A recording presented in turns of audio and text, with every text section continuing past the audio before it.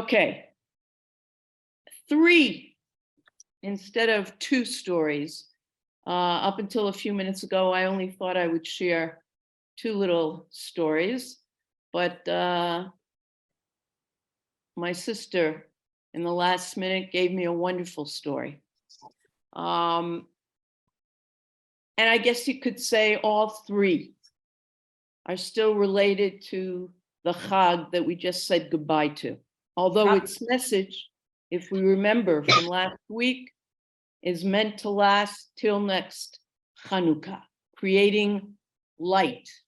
And we know that that light isn't just the physical light, but bringing brightness to the world.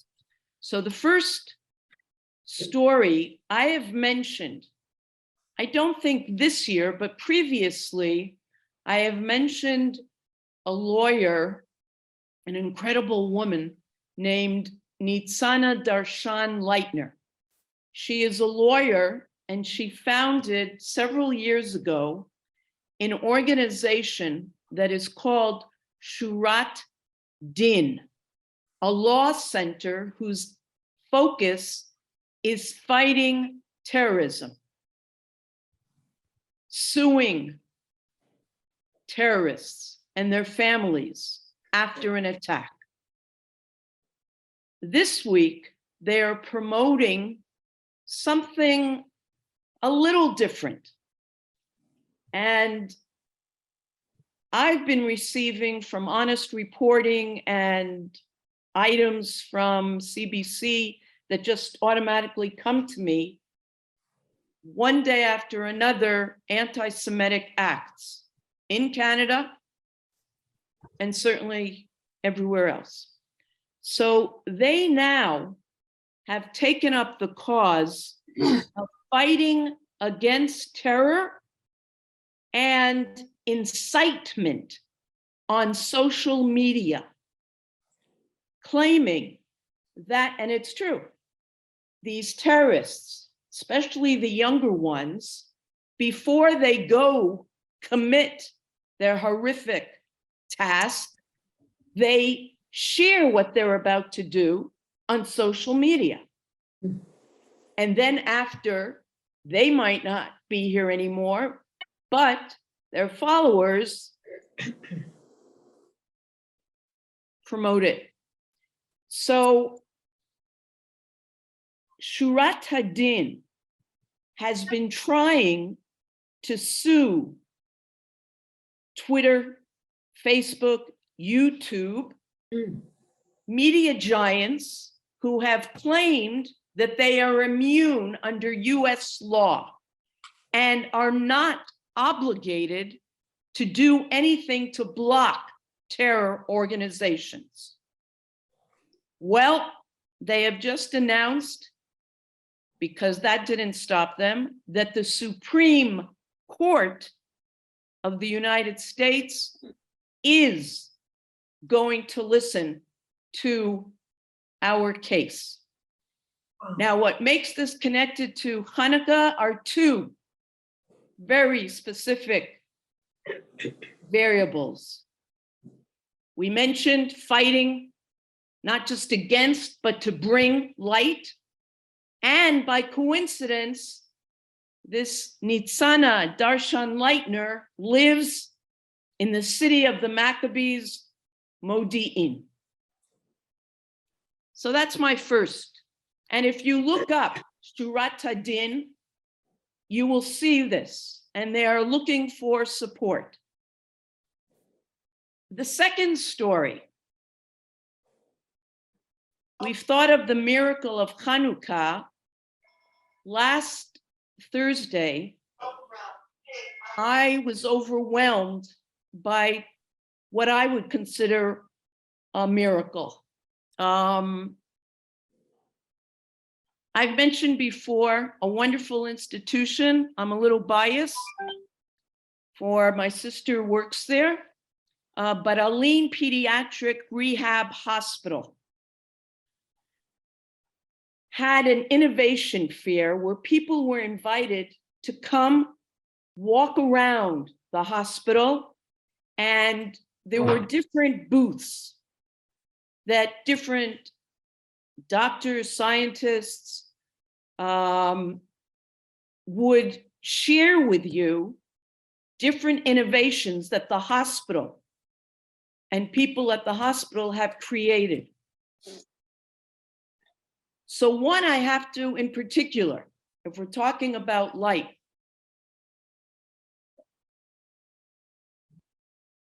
I was made to sit down on a chair, look at a screen, and she was giving me an example of a game that a child might want to play, a child who cannot talk or communicate. So how does she play this game? There was a dog, and there was a bowl, and the child wants to be able to feed the dog. So purely by focusing her eyes, and I did this, focusing my eyes on the different objects around the screen, if I focused on a hot dog, that hot dog then went into the bowl. Wow. That's just one of, it's an incredible place. And when you're here, it's a must. It's a must. The third final story. No, Bracha, you have to tell what happened afterwards. Oh, I'm sorry. I'm sorry. Yes. People ask me what I miss in Toronto, and I say people. But Thursday, I was reminded I used to like certain things on the Marky's menu. Do you remember Marky's Deli? Yeah. So I'm there, and we're standing outside Nechama's office, and a woman, I don't know, she looks to me in her late 20s, 30, not sure. She says to me, "You look familiar." And then she says, "Are you from Toronto?" And I say, "Yes, Miss Fetter." And sure enough, it was Ariella, I forget her last name now, but it was Ariella Karp. And her father, Erez, was always the guy who'd walk around there talking to you, who they owned. And you remember his father. So that was a real delight. Yes, absolutely. I'm sorry. I'm sorry. How could I forget that? Don't tell her. Ariella Karp, who works at Aline as well. Now, the third story is about, well, it's not so, well, it is about Kalman Libskind.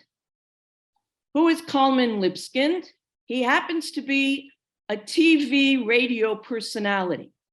And about 3 weeks ago, I actually was at the Piccolini restaurant with Cheryl Needleman. You'll remember her parents.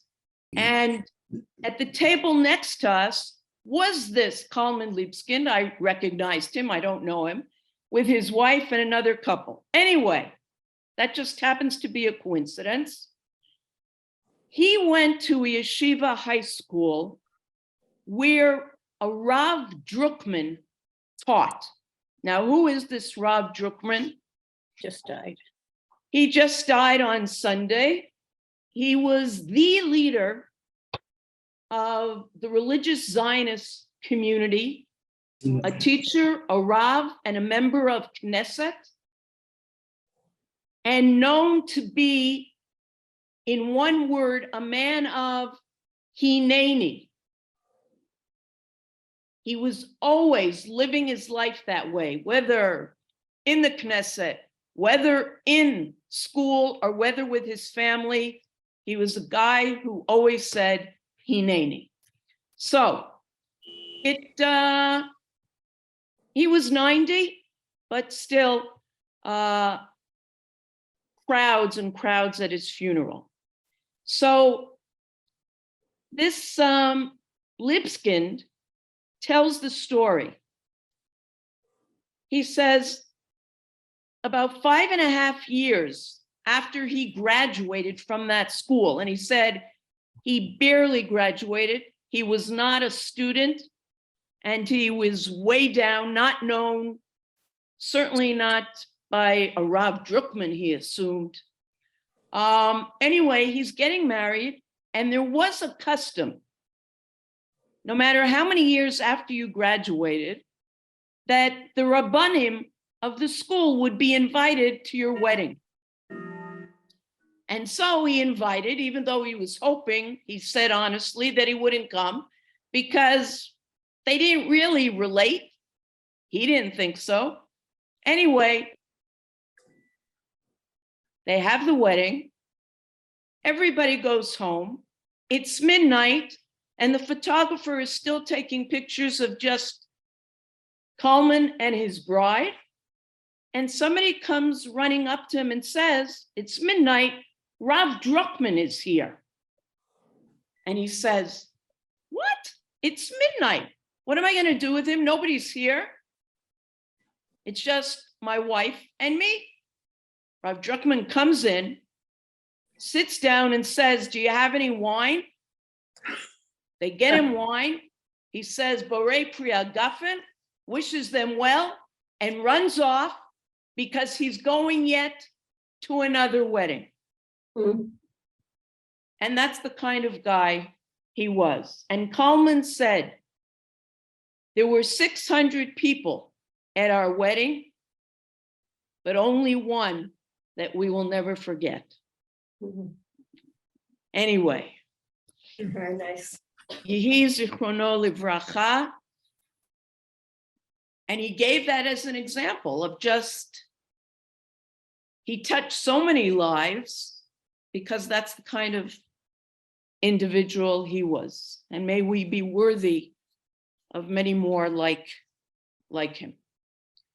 With this, the last session in our 4-part Hanukkah series, I'm going to take us back to our first session where we talked of the miracle human initiative dynamic in the Hanukkah plot.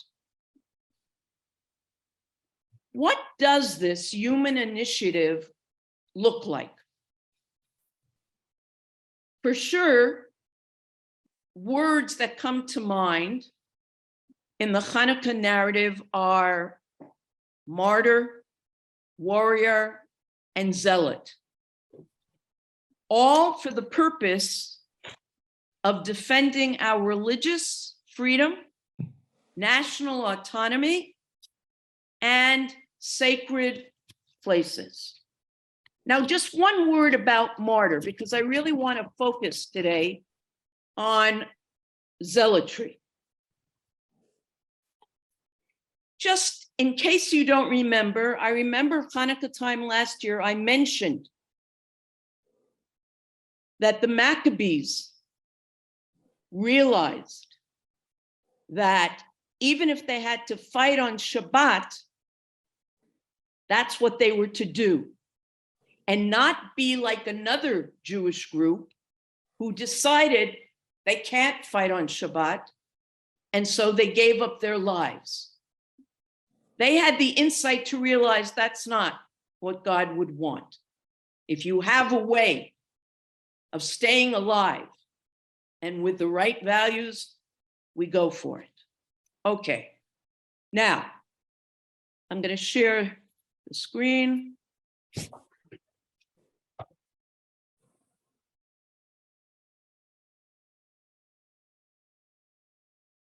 Okay.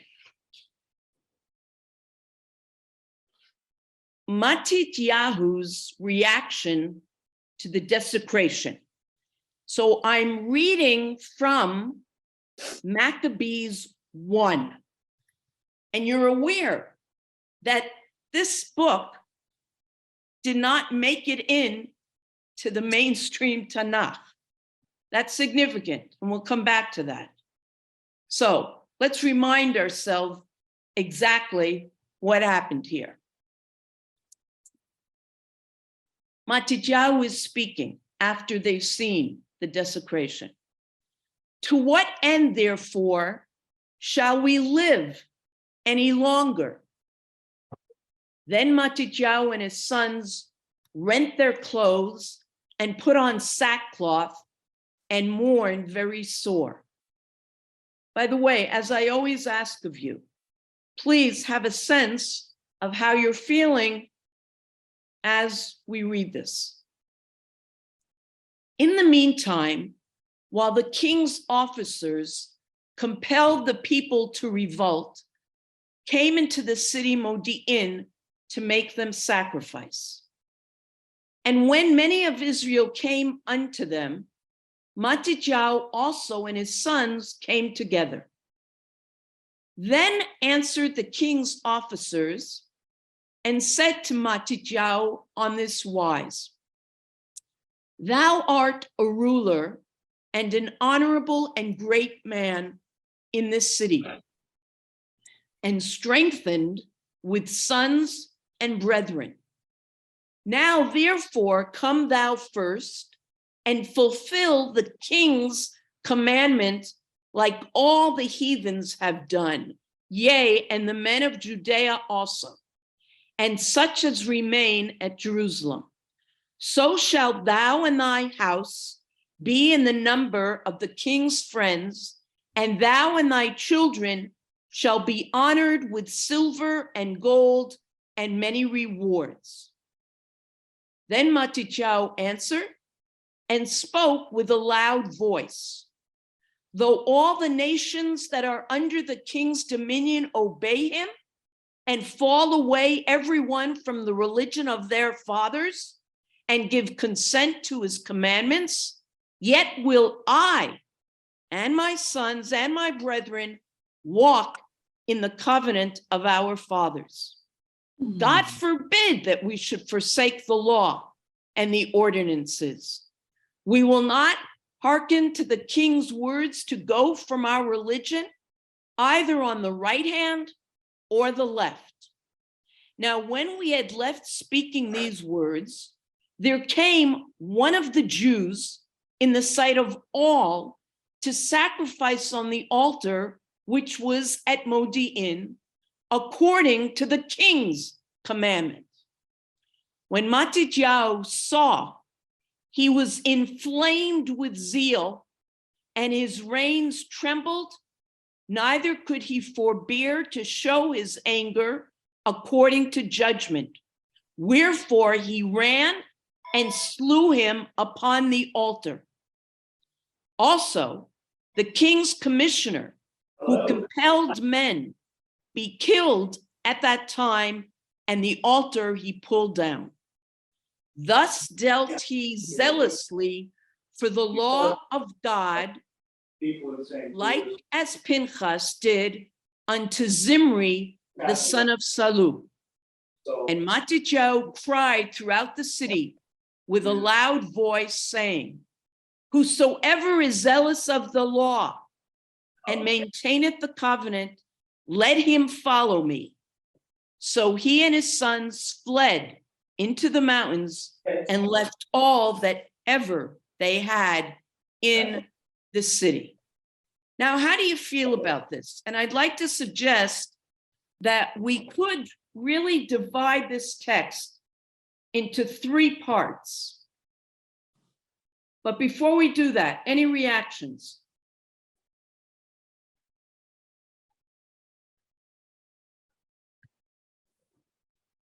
Anyone? It's a basic thing, a question of one's to what degree does one have loyalty to what one is commanded spiritually? Well, that varies. Yes, absolutely. But it would depend exactly on your commitment, fearlessness. It's hard to say until you're in, God forbid, that situation. Anyone else? It brings up the question again about taking the law into your own hands for what you feel is a proper cause. Mm-hmm. Yes. And it's the case of Aaron's grandson in the Torah. We're going to get to that. Yeah. Yeah, that reminds me of the same thing, basically. Absolutely. Absolutely. On the other hand, there is also in Judaism an instruction that we should be good citizens in the land that we're in. We should participate with the laws of the land. So here they're going against the laws of the land. Well, you're correct in saying the laws of the land, but only when they don't conflict with divine law. Now, usually, if we're talking about moral laws, then hopefully the laws of the land do not conflict with those of the divine. But in this case, we know when it's told simplistically that they had come up with 5 laws or decrees that was going to destroy our religion. So they weren't just looking for us to join them at the gymnasia and the theater, but they were also demanding that we forget about our particularistic background. So I'd like to suggest that we can divide this into the first part, would be the very beginning,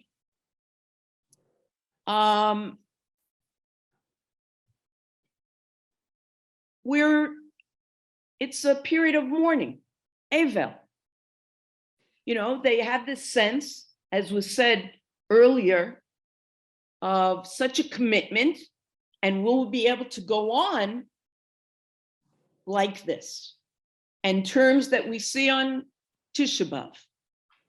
The second describes their dedication when he speaks Matityahu and declares, no, thank you, we don't want the silver, the gold, we will stay committed to our ancestors. And the third part, which Michael was alluding to, is when Matityahu saw this Jew who was doing as the king's officers demanded, he went insane. Now, I'm purposely using that word. He was inflamed with zeal. And he didn't look around to see if there's a court or a judge who will decide, do I have a right to take this guy down? But he just did it as a gut reaction, and he kills him. Any feelings now that we've said a little more? Nobody? Even to that last part? Bracha, can you relate this to pekuach nefesh and commitment for commitment's sake? I wonder if young people today recognize commitment for commitment's sake. We have talked about that being an issue. It's a different world. As we began last week with John Lennon's Imagine, that we didn't have some of these commitments, even if his motive was to have wonderful peace. Who could not want that? Well, I can understand why they didn't include it in the book. Go ahead. They Why? don't want, well, it's an example of killing for the sake of your religion, and it's not the way, you know, you don't, then you become Go on. too impassioned, and it's wrong. You don't take a life because someone does something that is against your religion, or we'd be killing everybody. Okay. All right. You have now made the segue to the character that Michael just referred to. There definitely is and ambivalence regarding zealotry. There is, but let's note as we read about Pinchas, something interesting, but definitely one of the indications, please mute yourself. One of the indications that there's ambivalence is the fact that it was not put in the Tanakh, and unlike any other holiday, there's at least a Masechet in the Talmud about it. That's not the case here. So there were ambivalent, and you never see a focus on Judah, Maccabee the warrior. Okay, so definitely commentators have said, ancient and contemporary, that Matityahu was looking at Pinchas as a model for his behavior. And you could say a couple of other people as well, and we'll get to that. So here in the book of Bamidbar, Israel settled in Shittim, and the people began to commit harlotry with the daughters of the Moabites.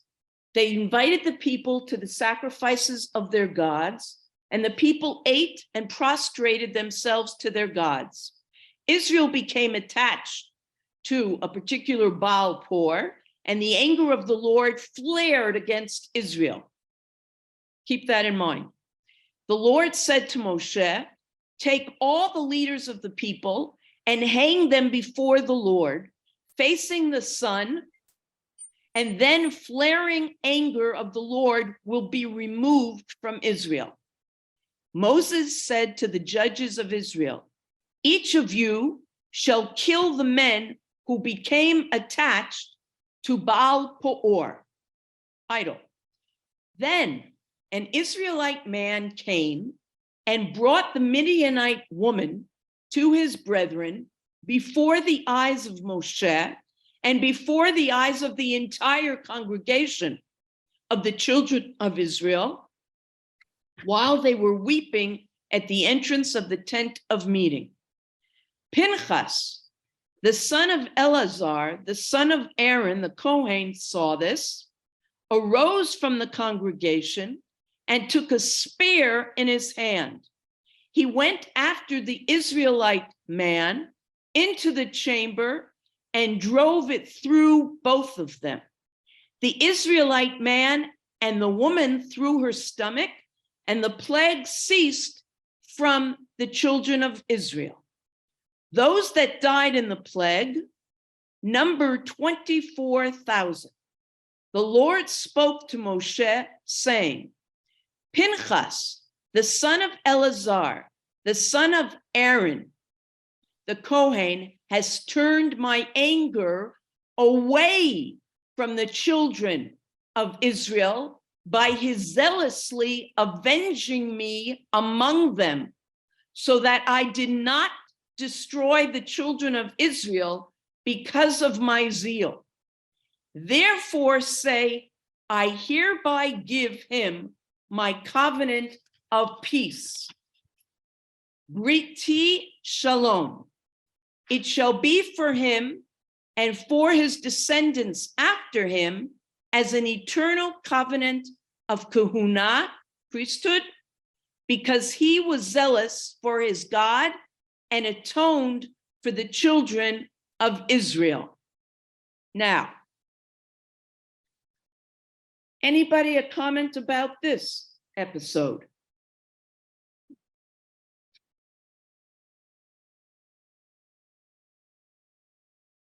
What do you think of Pinchas? What does God think of him here? Well, in this case, the Torah makes it very clear that God supported what he did. He stopped the plague. He And stopped the plague. He's grateful that he did this, and therefore he feels like because of that, God spared Bnei Israel. What else? What else does he say? He gives him a reward. What is that reward? His covenant of peace. Okay, when you hear that, go back to verse 12. Therefore say, I hereby give him, Pinchas, this zealot, my covenant of peace. What does that mean to you? Because there are different ways of interpreting that. Anyone? Bracha, I He think, seems to carry a very, very high value. Bracha, I was Brenda. gonna say it could be interpreted as either Pinchas will no longer be zealously angry because he has given the covenant of peace, or it could be interpreted that peace would fall on the people. Okay, nice. Okay, let's see, with the help of Nechama Leibovich and other commentators, Nechama Leibovich, the great biblical scholar, Zichrona Livracha, who lives on, coping with zeal. And she begins, as says, the following about the Pinchas episode. And we talk a great deal about Pinchas now because of him being a model, we're told, for Matityahu. And we never let a holiday just be for the holiday's sake, but this is certainly something for even today as we proceed. It is related, Nechama says, how Pinchas stepped into the breach to turn away the wrath of God. In his zeal for his God, he slew a man on the spur of the moment without trial or offering previous warning, without legal testimony being heard, and in defiance of all the procedures of judicial examination prescribed by the Torah, which in practice render a conviction well nigh impossible. His deed of summary justice, taking the law into his hands, as Michael said, constituted a dangerous precedent from the social, and as Linda said, moral and educational angle. Yet what has the Torah to comment on his action? And the Lord spake unto Moses, saying, Pinchas, the son of Eleazar, the son of Aaron, the priest, hath turned my wrath away from the children of Israel, while that I consumed not the children of Israel in my jealousy. You see, because by Pinchas doing that, the crisis, the immediate crisis, was stopped. Nechama goes on and says, now it sounds strange that such a reward is prescribed for such a deed. Now, some will question and say, was it a reward or was it an antidote? In other words, was God looking to give him a message and say, the way you're going about things is not meant to be, but peaceful, just to say it briefly. We'll get back to another character that had to be taught to be a little peaceful.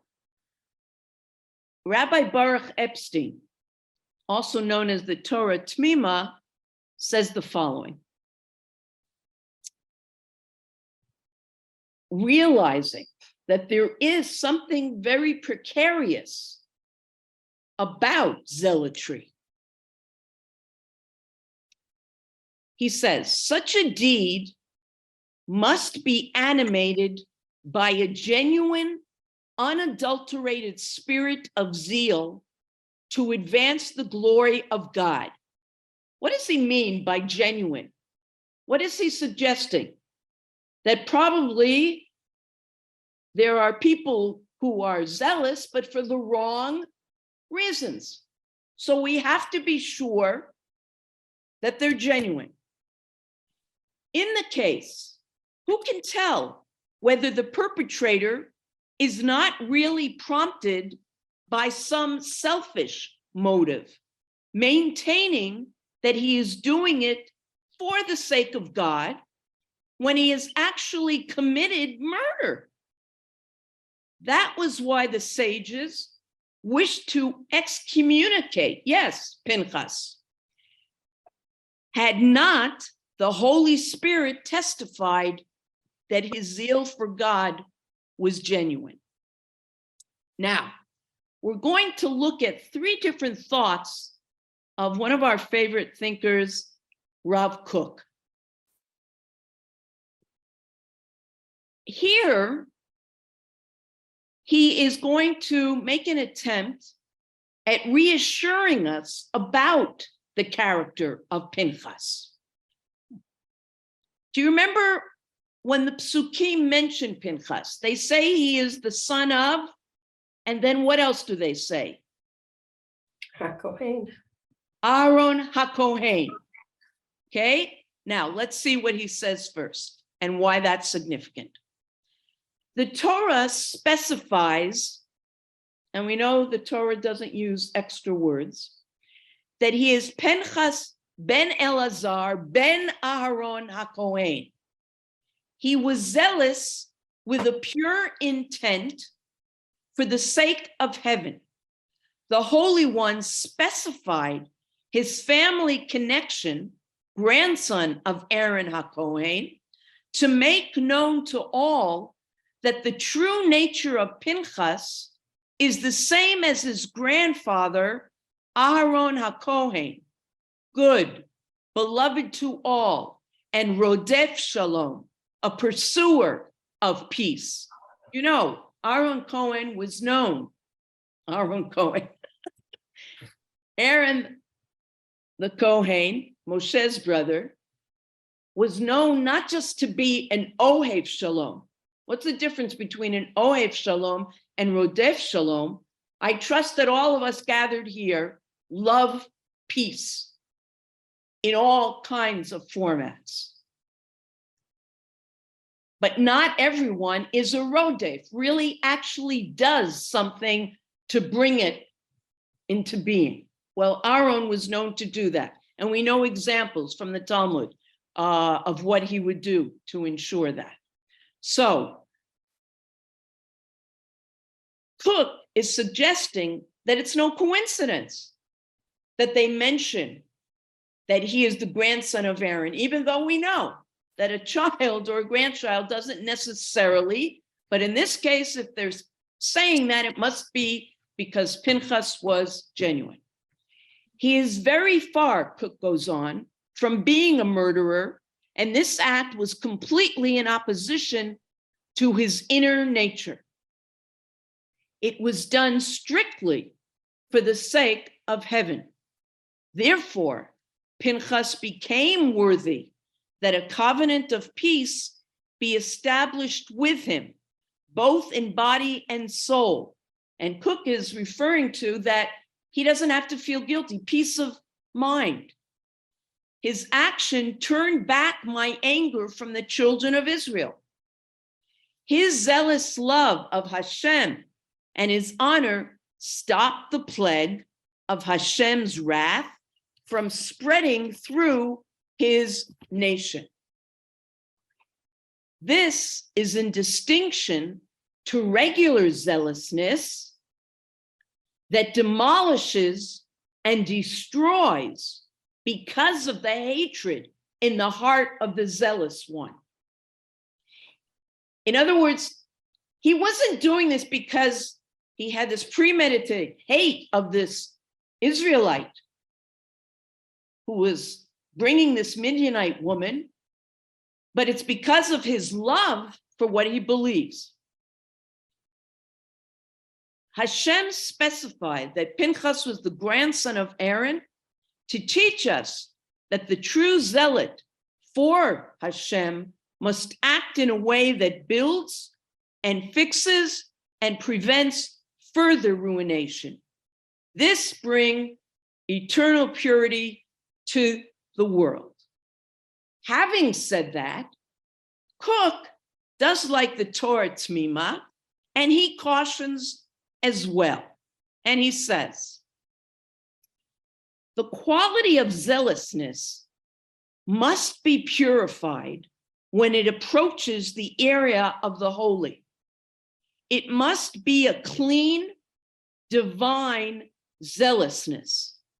It is generally impossible to reach this without polishing weaknesses of flesh and spirit.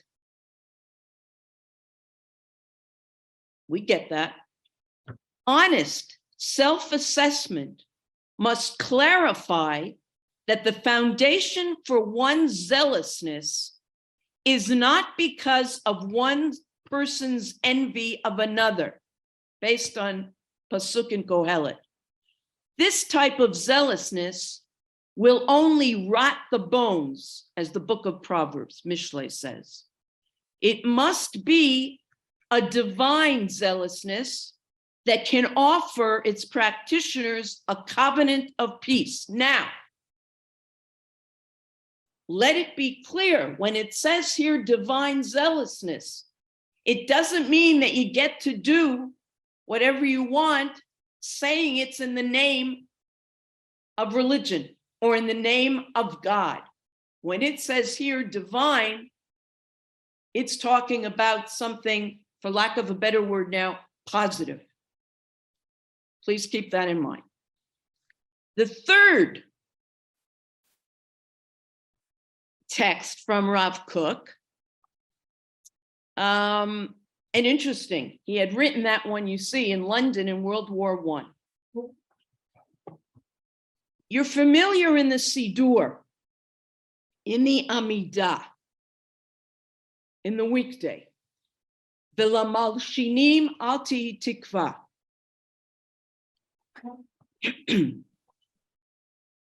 You know, the Amidah is called in Hebrew Shmona Esrei. What is Shmona Esrei? How many?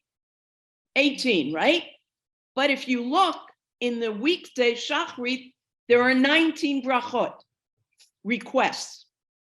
13 requests, and then we have the praise and the thank you. This one was added during a period in Jewish history where Jews believed other Jews were complaining and speaking negatively about Jews to get on the good side of the government, the enemy government. So they would say in their prayer, let there be no hope for informers, and may all wickedness instantly perish. May all the enemies of your people be swiftly cut off, and may you quickly uproot, crush, rout, and subdue the insolent speedily in our day. Blessed are you, God, crusher of enemies and subduer of the insolent. Now, that's probably one of the harshest prayers that we have in our Siddur. It reminds us of Shvo Chamatcha and the Haggadah. But this is something that's said daily. Now, what does this have to do with this? Listen to what Cook says. Any sage distinguished for his piety and learning is capable of formulating prayers, breathing sentiments of mercy and love. Right? It's easy to write something that's comfortable, comforting, but such a prayer as this one, so full of hate and condemnation, is bound to arouse the private feelings of animosity and spite on the part of the author. So not just anybody could write this, he's saying.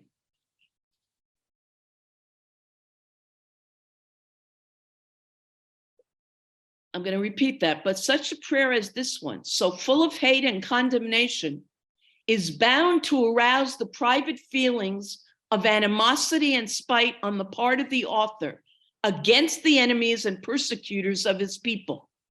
Such a prayer must therefore originate with one noted for the holiness and purity of character and entire lack of the passion of hatred. Such a man was Samuel HaKatan. One could be sure that he was dominated by completely unselfish considerations and inspired by the purest of motives, and had removed from his heart all private feelings of hatred for the persecutors of his people. What's the significance of this? He's saying, very dangerous to allow us to have subjective feelings get involved. And if you have somebody who's composed such a prayer that sounds harsh and is harsh, you've got to be very careful to know who that is. Is it somebody that can be trusted and that it's not for ulterior motives? It's a bit of a distant connection, but this brings us to this point of how important it is, and in the rabbis, the sages' eyes, of we really have to look at this. Even if God rewarded Pinchas, and if it sounds as if we remember positively Matityahu, that doesn't give a green light to just any dangerous behavior. It can be very risky. And we know that. We know that. And we have to know who's looking at these texts.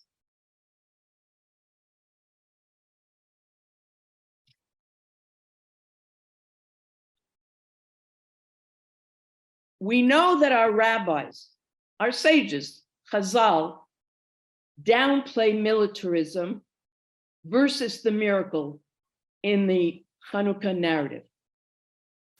In everyday life, Chazal call for normal conflict resolution. However, in extreme situations, our sages assert there is a call for uncompromising defense of Jewish sovereignty and self-respect. But our sages also realized the danger in individuals taking the law into their own hands, and too often for their own interests. And in fact, halakha, Jewish law, limits legitimate zealotry nearly to the point of non-existence. For example, look here, halakha and zealotry. A zealot is not allowed to act preemptively in expectation of a desecration, nor punitively after the desecration has been completed. If he does so, he is treated as a murderer. In other words, if Pinchas or Matityahu had done what they did, murder, killed those two individuals, or three, when they were no longer in the act, wouldn't have been at all acceptable. And if they had premeditated, and if they had gone to rabbis to ask their opinion, the rabbis are meant to say no. Because a zealot is considered to be acting outside the law, the desecrator has the right to kill a zealot in self-defense. In addition, rabbinical courts were forbidden to give permission to zealots to act or to teach zealotry. Now, already alluded to in the beginning of the class was what I call these stories being foreign to our modern day sensibilities. Noam Zion of the Hartman Institute shares the following. What is common to both Matityahu and Pinchas is this strongly felt concern for God's honor. However, Pinchas' case is harder to defend to a Western democratic audience because Zimri's sexual deviance is not portrayed as coercing other Jews to abandon their religion. In a liberal culture like ours that values the individual's freedom of self-determination, Zimri could be seen as asserting his freedom to intermarry against the atavist establishment, Moshe and God, without denying their Jews' rights to remain traditional. Zimri could be crowned as the champions of religious and marital freedom, and Pinchas and Matityahu could be saddled with the title of violent vigilante enforcers of religious orthodoxy. You know, let everyone do as they wish, and you're certainly not going to murder somebody for that. In fact, however, a close reading of Pinchas and Matityahu shows that neither is modeling a normal means of punishing religious deviants and denying them religious freedom. Both zealots are acting extraordinarily in their violence and in their unauthorized taking of the law into their own hands. Their zealotry is legitimated because of the crisis threatening the existence of the collective defined by its traditional identity. The interests of the individual are overridden by the zealot Pinchas acting in defense of his polity. The zealous Matityahu faces a similar crisis in which Jews are abandoning Judaism not only voluntarily, but under extreme duress to the point of torture and martyrdom.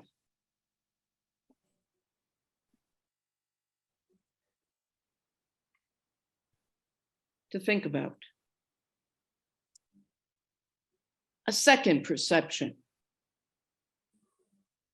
The Kutzker Rebbe, Rabbi Menachem Mendel of Kutz, asked why the portion, the parsha dealing with appointment of Moshe's successor, appears at exactly this point in the Chumash, in Parshat Pinchas.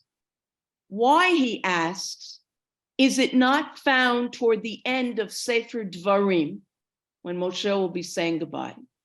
Perhaps in Parshat Vayelech. The Kutzker Rebbe answers that Moshe Rabbeinu did not wake up one day and discover that he needed to have a successor. For a very long time, he had a strong opinion of who the next leader of Israel should be. He thought his heir apparent was Pinchas, son of Azar, son of Aaron the Kohen. Then the incident occurred in Shittim at the end of Parshat Balak.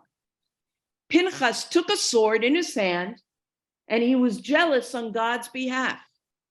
His act of zealotry saved the Jewish nation. He stopped the plague. He was given the covenant of peace. What a great resume he had. However, at that point, Moshe realized that Pinchas could not be the leader. The zealot cannot tolerate the foibles of every mortal. The zealot does not say, I hear what you have to say. I may disagree, but I understand what you are saying. No, he acts on his convictions. He takes a sword in his hand. Is zealotry sometimes necessary? Yes. Can a zealot be the high priest?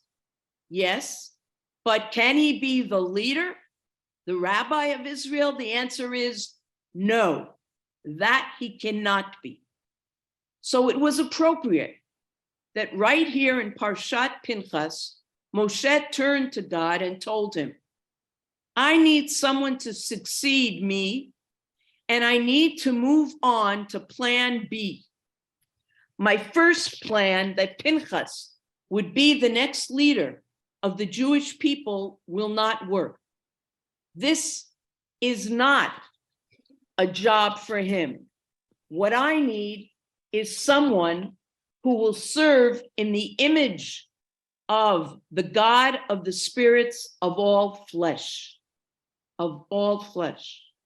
I need someone who appreciates, can live with, and work with all individuals, people with totally disparate spirits, interests, and personalities. Let's take a moment to think, imagine, see different characters, leaders in our lives, past and present. A good word. And finally,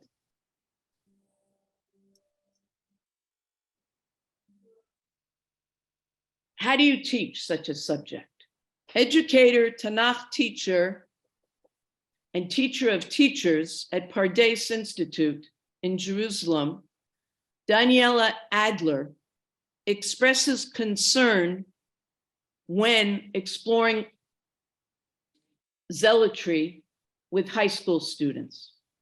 And she says, moreover, in order to teach this lesson in a manner which is pedagogically sound, it is important and necessary to add the story of the second book of Samuel, chapter 21, to this material that we've just discussed in this hour. Samuel 2:21 is a cautionary tale of eternal national zealotry gone awry. National zealotry. The story reflects on the nation zealotry of King Saul when he slaughtered the Gibeonites as an attempt to wipe out the remnants of the Amorite nation in Israel. Now, who are these Gibeonites? They were a people in ancient Israel who claimed that they came from a very far away country, and they spoke with Joshua, and they led him to believe that they were honest, and Joshua made a covenant with them. And it lasted for centuries until King Saul. King Saul slaughtered these Gibeonites. He felt that this covenant between Israel and this group of foreigners no longer should be binding. So what did he do? For national reasons, he killed them. Saul assumed that through this action, he would be doing a service to God. However, God explains to David that Saul sinned by spilling blood. There was nothing that should have led him to do such an act. And Daniela brings this as an example of making a distinction between national zealotry and divine zealotry. I'm going to the toward the middle. In the middle where it says number 25 is Stark. I'm going to continue there. This narrative cements the notion that if the specific formula of divine zealotry is not met, then the zealotry is unjustified and immoral. Therefore, any lesson conducted would also examine the cautionary tale of national zealotry, because you have to make it absolutely clear to the students. And the contrast in attitudes national zealotry has when compared to that of divine zealotry, seen in Exodus 32, Numbers 25, and Kings 1:18. Now, what are those three stories? Quickly. Numbers 25 was what we just talked about, Pinchas. Exodus 32, the golden calf, and who Moshe and his assistants get rid of. And Kings 1, who's referring to there, Eliyahu. We know that Eliyahu also told God that he was zealous. And he killed, saying because he was zealous, 450 people. And God told him, I am not to be found in anger, in a hurricane, in an earthquake, but quietly. And we know that Eliyahu was replaced by Elisha. And then he evolved. But we have three examples here. All three, Moshe, Pinchas, and Eliyahu, even though it's not something we should model, we trust what these three people's motives were. But what we have to make clear is that's rare, and it's only under very extraordinary circumstances. It would be irresponsible as an educator to suggest that zealotry in every instance is condoned by God or by the nation, highlighting the fact that there are repercussions for trying to legitimize the killing of foreign peoples is essential.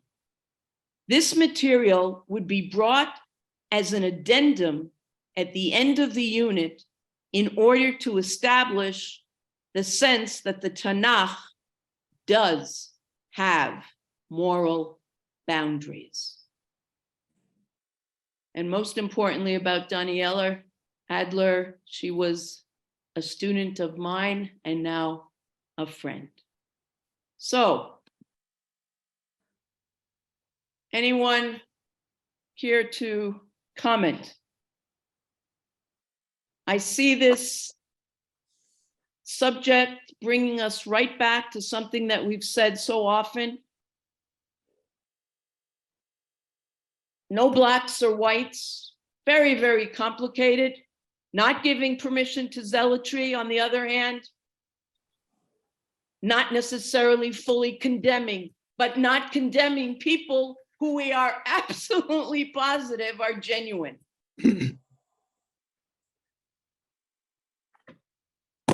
Bracha. Stan, go ahead. I couldn't help thinking about Menachem Begin, Go ahead. a zealot. And then on the page 6 of his career, he's sitting down with Sadat to make peace. I mean, you can elaborate. This is a story that falls into what you're talking about extreme zealotry and leading to peace. This who would have ever thought at that time? Beautiful, Stan. Absolutely. Absolutely. Which only points to, not that we believe so much in situational ethics, except that depending on the time, the crisis, the circumstances, wonderful. Just as, you know, we also talk about Yitzhak Rabin as being, he wanted that peace, but he also was a general, you know? I have a question, Bracha. Yes, Elliot. What criteria might one use in determining how authentic these, whatever the modern day zealots might be? Would there be several criteria one can use prior to making a judgment?